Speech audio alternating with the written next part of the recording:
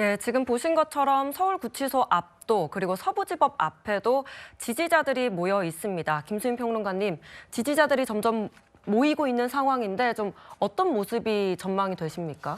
네, 일단 그 법원의 질서를 해칠 정도의 수준이 되면 안 되는데 좀 걱정이 되는 부분이 있고요. 그러니까 네. 사실 대통령 측에서 지지자들에 대해서 좀 평화적인 집회를 하거나 혹은 법원에서는 집회를 하지 않는 것이 좋다 이런 메시지를 내줘야 되는 것인데 전혀 예. 그렇지가 않습니다. 또 대통령이 직접 출석을 하겠다고 했기 때문에 더 운집할 그럴 가능성이 상당히 높아 보이고 네. 현재까지는 이제 뭐 경찰에서도 어느 정도 해산 시도를 했고 좀 평화를 유지를 하려고 하는 그런 공권력의 시도는 있는 것으로 보이긴 하는데 계속해서 격양이 되면 이게 또 굉장히 나쁜 방향으로 갈 수 있는 거거든요.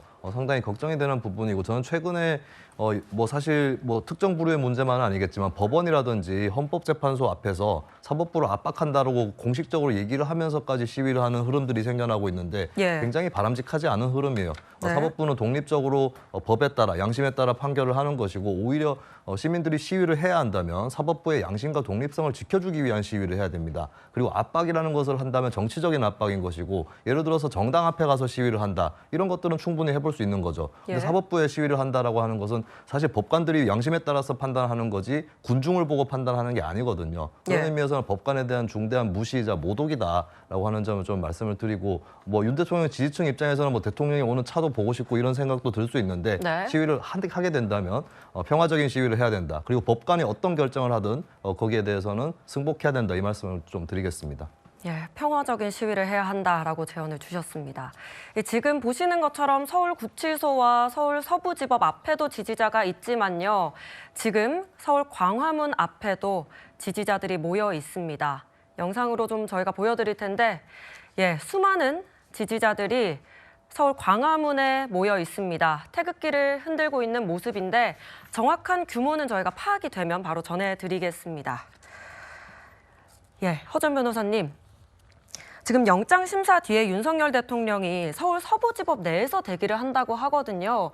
영장 심사 이후에 좀 어떻게 윤 대통령이 이동하게 되는지 설명을 좀 해주실까요? 일단 영장 실질 심사가 끝나고 나면 아마 2시에 잡히게 된다고 하면 지금으로서는 뭐 대여섯 시간도 걸릴 가능성을 배제할 수 없어 보입니다. 그럼 네. 저녁 시간이 될 텐데 이게 서울 구치소에서 대기를 할 수도 있고 네. 서부지방법원 내에 별도의 대기 공간이 마련이 되어 있는 상황이라면 왜냐하면 현직 대통령이니까 경우 관련한 어떤 문제들도 신경을 써야 되는 부분이 있을 것 같은데요. 그렇다고 하면 서부지방법원 내에서 영장이 발부될 때까지 지금 대기하는 걸로 결정을 하고 있는 상황으로 보입니다. 예.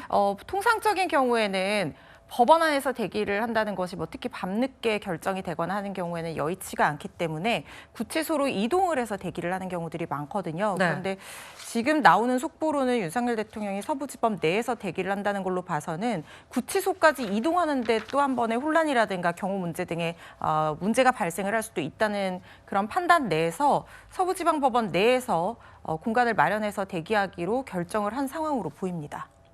예.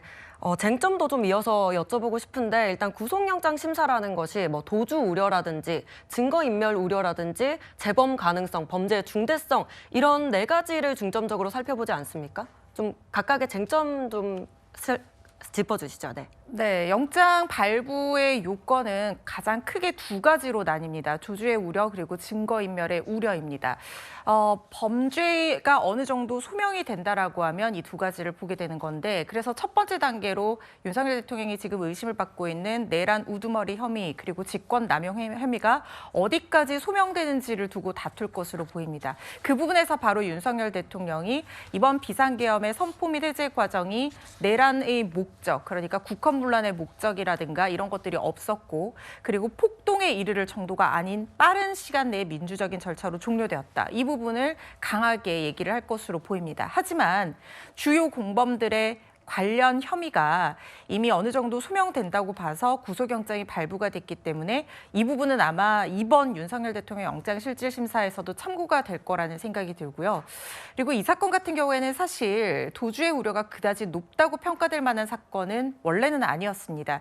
왜냐하면 물론 혐의 자체가 그러니까 사형 무기가 이제 법정형으로 규정이 되어 있어서 법정형이 상당히 높기 때문에 그 자체가 중대하고 이것은 곧 도주의 우려로 이어질 가능성이 높습니다. 하지만 현직 대통령의 신분이고 이제까지 영장실질심사에서 유력 정치인들의 도주 우려를 비교적 낮게 평가했던 법원의 태도로 봤을 때 윤석열 대통령의 도주 우려가 높게 평가될 거라는 생각은 저는 들지는 않았었는데요.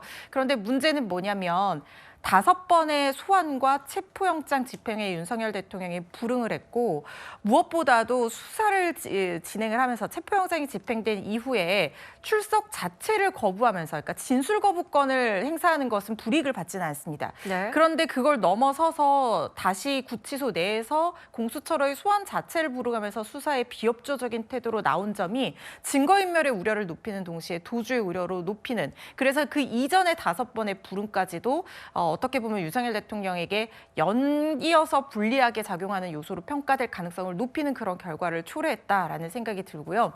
증거인멸의 우려 같은 경우에도 굉장히 첨예하게 대립될 가능성이 높은 쟁점이라는 생각이 드는데 네. 지금 공수처에서는 윤석열 대통령이 현직 대통령의 신분이기 때문에 주요 공범들이 모두 구속 기소됐다고 하더라도 이 행위에 가담한 많은 사람들이 증인 또는 참고인이 될 가능성이 있는 상황에서 그들에게 영향력을 행사하고 그들의 가지고 있는 어떤 인적 물적 증거를 실질적으로 인멸할 어떤 지위에 있다라고 주장할 가능성이 높습니다. 그렇지만 윤석열 대통령 입장에서는 모든 주요한 공범들이 다 잡혀 들어간 상황이고 거기다가 지금 공수처에서 150쪽 정도의 분량의 영장 청구서를 제시한 만큼 이미 증거들이 모두 다 확보가 되어 있는 상태이다. 그래서 인멸할 증거가 더 이상은 없다. 이렇게 주장하면서 방어할 가능성이 높아 보이는 상황이고요.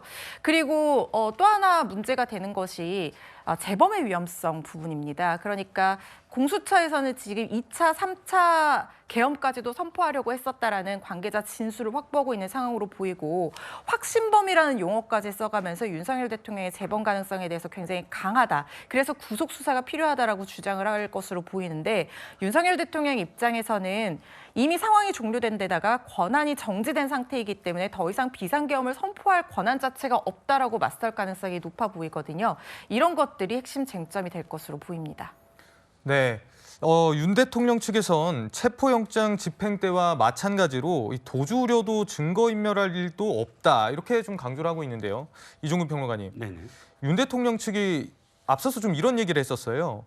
그러니까 비록 권한이 정지됐어도 대통령은 도주할 의도도 증거할 인멸도 없다 이렇게 강조를 했었는데 이런 대통령 측의 주장 좀 어떻게 보십니까? 오늘 가장 변호인단이 주장할 게 바로 그걸 거예요. 예. 그러니까 소명을 어느 정도 하더라도 또 사건이 아무리 중대하더라도 중요한 건 대통령 현직 신분이라는 거거든요. 대통령이 아직 직무가 정지됐을 뿐이지 현직 직위를 해제당하거나 파면되지 않은 상황에서 지금 그러니까 도주라든지 혹은 증거인멸이라든지 증거인멸도 마찬가지입니다. 예를 들어서 증거인멸을 한다는 건 공범들과의 어떤 말맞춤 이거거든요. 그런데 네. 현재 중요 공범이라고 하는 대상자들이 모두 구속돼 있는 상황입니다. 물론 일부가 보석 신청도 하고 하지만 그러나 그 받아들여졌다는 소식이 없는 것은 그 모든 공범들이 모두 다 재판을 받고 있고 또 실질적으로 구속돼 있는 그런 상황이기 때문에 그 공범들과 연락을 취할 수 있는 방법이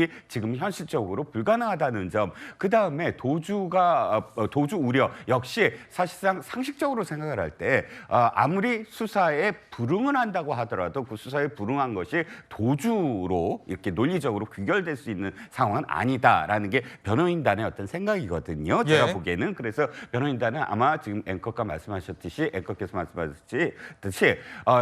가장 중요한 건 현직 대통령 신분이다. 그리고 또 한 가지는 방어권의 차원. 그러니까 헌법재판소에서 지금 심리가 계속되지 않습니까? 예. 대통령으로서는 가장 중요한 게 대통령의 직위가 파면되는 것. 있습니다. 그런데 그 심리를 지금 받고 있어서 실질적으로 출석돼야 되는데 여기서 만약에 구속이 된다면 이 대통령으로서의 방어권 가장 제일 중심이 되는 헌법재판소에서의 그 방어권이 지금 제대로 행사되지 못하는 게 아니냐 이런 점을 아마 변호인단이 지금 부각시킬 것으로 보입니다. 예, 그 조금 전 들어온 속보인데요. 공수처 차량이 서울 서부지방법원에 도착했다는 속보가 들어왔습니다. 앞서 저희가 석동현 변호사, 윤석열 대통령 측의 변호인인 석동현 변호사가 서부지방법원에 도착했던 모습 보여드렸는데요. 방금 전 공수처 차량도 서부지법에 도착했다는 속보가 들어왔습니다. 지금 서부지법에 긴장감이 고조되는 분위기고요. 지금 보시다시피 취재진들이 포토라인을 치고 지금 윤석열 대통령의 출석을 기다리고 있는 상황입니다. 홍석준 전 의원님, 윤 대통령이 사실 어제 구속영장 청구 직후에 그 편지를 좀 구치소에서 보냈잖아요. 거기서 이제 뭐 지지자들에게 감사한다 이런 입장도 밝혔었는데 오늘 출석을 하면서 좀 관련된 발언을 할까요? 어떻게 보십니까?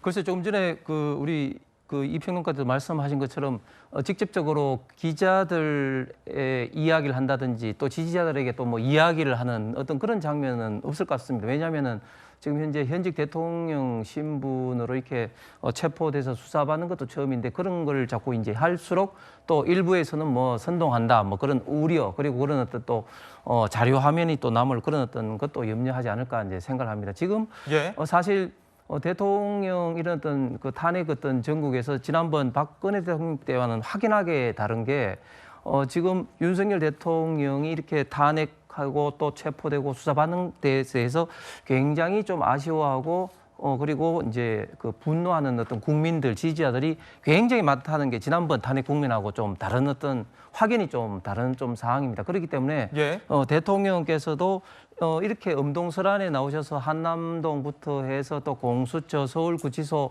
앞에 있는 지지자분들에게 정말 고마움을 넘어서 굉장히 큰 마음의 어떤 빛을 아마 지고 있을 겁니다. 그렇기 때문에 그런 어떤 본인의 어떤 고마움과 좀 안타까운 어떤 마음을 그런 어떤 편지로 나타낸 게 아닌가 생각을 합니다. 홍준 의원님, 하나 더 궁금한 점이 사실 지난번 체포영장 집행 때 관저 앞에 여권 의원님들이 좀 많이 오시지 않으셨습니까? 네네. 오늘도 좀 온다는 얘기를 좀 들으신 게 있나요? 글쎄요, 저는 뭐 아직까지 들어본 바가 없는데 왜냐하면 지금까지는 대통령이 직접 출두하지 않은 것으로 오전까지 이제 알려졌었기 때문에 글쎄 뭐 나올지는 잘 모르겠습니다. 예. 김수민 평론가님, 오늘 그러면 쟁점 여러 가지 아까 앞에서 훑어봤는데 구속 가능성, 실제 구속될 가능성은 좀 어떻게 보십니까? 네, 일단 구속이 왜 어떻게 되는가를 살펴봐야 되는데 보통 이제 변호인이라든지 윤석열 대통령을 지지하는 쪽에서는 증거 인멸이나 도주의 염려가 없지 않느냐라고 얘기를 하고 있습니다. 근데 그것도 일방적으로 얘기할 것은 아닌 것이죠. 그러니까 증거 인멸의 염려라는 것도 이제 범죄가 얼마나 중대한가 그리고 그 범죄의 중대함에 따라서 사람이 아무래도 도주라든지 증거인멸의 염려가 커진다라고 하는 거거든요. 그러니까 형사소송법에 규정이 돼 있는 게 일단 1차적으로는 주거의 안정, 그러니까 주거가 불안한가 이런 부분들 그리고 증거인멸, 도주 우려 이렇게 돼 있는데 근데 바로 밑에 뭐라고 나오냐면 이러한 사항들을 판단을 할 때 고려해야 될 사항들이 언급이 되고 거기에 범죄의 중대성, 재범의 우려 그리고 피해자나 중요 참고인에 대한 위해 우려 이렇게 세 가지가 일단 언급이 돼 있습니다. 근데 다른 두 가지는 좀 제쳐놓고서라도 범죄의 중대성 이것만 딱 비춰봤을 때 사실 예전에도 이제 이재명 대표에 대한 구속영장이 청구가 됐을 때 이재명 대표 측이나 민주당에서 어떻게 제1야당 대표 그리고 국회의원이 도주의 우려, 증거인멸의 우려가 있겠는가라고 했지만 근데 사실 수사기관 입장에서는 그거를 청구를 할 수밖에 없는 것이 이재명 대표의 경우에 제기되어 있는 혐의의 모든 것들이 유죄가 나올 경우 최대 형량이 무기징역이었습니다. 굉장히 중대한 범죄일 수 있기 때문에 구속영장을 청구를 했던 거거든요. 근데 이번에 보면 윤석열 대통령의 경우 앞으로 여러 가지 혐의를 더 받게 될 수도 있는데 일단 한 가지만 쳐도 내란 우두머리 혐의 한 가지만 쳐도 형법상으로 최소가 무기징역입니다. 그러니까 이재명 대표는 최대가 무기징역이었고 윤석열 대통령은 최소가 무기징역이었기 때문에 수사기관 입장에서는 더더욱 구속영장을 청구할 수밖에 없는 것이고 결국에는 이게 뭐 증거인멸의 우려 이런 것들을 직접 다투기보다는 혐의의 소명입니다. 이재명 대표의 경우는 혐의 일부 중대한 것들이 혐의가 소명이 안 된 것이 구속영장 기각으로 이어지는 그런 측면이 컸는데 내란 우두머리 혐의에 대해서 이게 유죄 증명보다는 혐의의 소명이 난이도가 낮은 편이거든요. 그러니까 쉽게 얘기해서 의심할 만한 상당한 이유가 있을 때 라고 하는 것이 이제 혐의가 소명된다라고 하는 것인데 그 정도가 되면은 이거는 구속영장이 발부가 될 수밖에 없는 그런 일이 될 테고 결국에 윤석열 대통령도 나는 어디 도망 안 간다 이런 논리로 승부하기보다는 혐의에 대해서 아예 정면으로 반박해서 뒤집어 놔야 구속영장 발부를 받을 수 있을 거거든요. 과연 그렇게 할 수 있는지 이걸 지켜보면 될 것 같습니다. 예, 지금 현장 상황 한 번 더 보겠습니다. 예, 오전 상황인데요. 지금 보시는 지지자들 가운데도 경찰들이 있죠. 지금 지지자들과 경찰들 인간띠를 둘러서 대치를 했습니다. 그리고 보신 경찰들이 붙잡고 있는 남성도 보이는데요. 오늘 오전에 서부지법 상황입니다. 예, 강제 해산을 했고요. 지지자들 강제 해산을 했습니다. 그리고 지금 보시는 건 어젯밤 상황입니다. 어젯밤 서부지법 앞에서 거의 밤샘 집회가 있었거든요. 구속영장 심사를 기각하라, 구속영장 기각하라라고 외치면서 불법 체포 이렇게 지지자들이 외치는 어제 밤 상황 그리고 오늘 오전 상황까지 짚어보셨습니다. 네, 이 부분에 대해서 제가 조금 좀 설명을 곁드리면 네.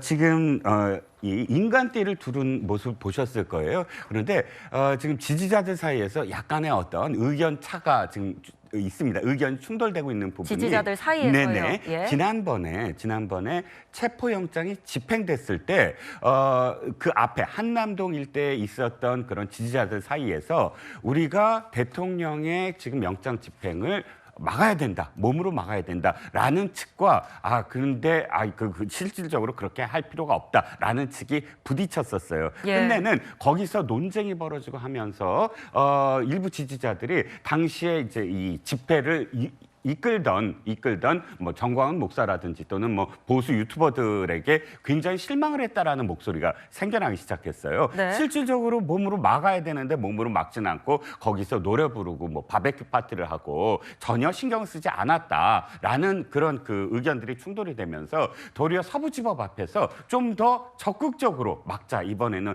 대통령을 지난번처럼 내주지 않겠다라는 목소리가 굉장히 높아지면서 아까 보시다시피 뭐 드러눕고 뭐 이런 어떤 행동들이 연이어서 계속 나오고 있고, 뭐 경찰은 어찌됐든 그거는 사실상 사법적인 어떤 부분에서 이미 경고도 했으므로 뭐 체포를 하겠다라고 한 명은 오늘 체포한 것으로 지금 나타나고 있습니다. 그래서 물론 이제 지금 아까 김수현 평론가가 좀 걱정을 하셨지만 그날의 어떤 그 뭐랄까 후회 뭐 이런 우려 이런 것들이 지지자들이 지금 서부지법 앞에 많이 모이고 있는 상황이고, 모이면서 그날보다는 조금 더 적극적으로 대통령에 대한 어떤 지지를 표명하는 게 아닌가라는 분석도 나오고 있습니다.